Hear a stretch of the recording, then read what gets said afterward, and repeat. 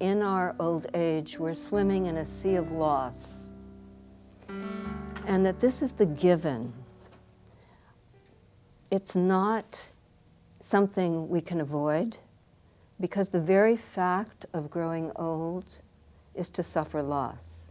There isn't any way that our bodies aren't going to grow older, even with the best health regimes imaginable. We will age.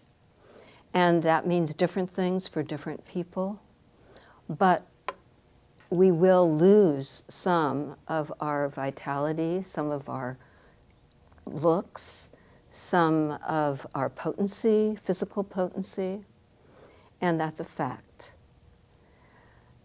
And then there are many, many other losses. We lose spouses, friends, sometimes children, adult children. We often have to change homes. We have to move into new surroundings. We are constantly having to deal with something that isn't anymore, something we were used to that just isn't there. And this is a given. It doesn't mean that because of that, we have to be depressed or unhappy. It just means that we have to acknowledge that this is where we are.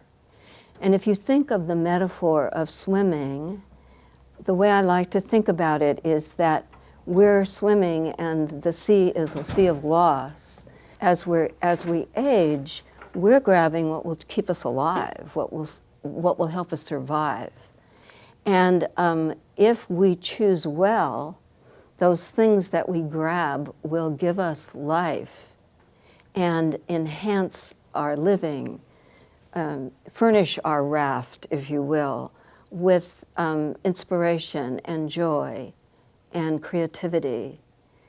And if we just don't notice, aren't aware, aren't awake, we won't pick the right things.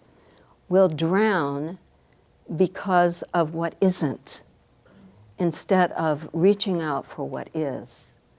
So this is the challenge, I think, of these later years: staying awake, staying aware, taking what gives us life, enjoying everything we can, not diminishing, not losing our capacity for pleasure,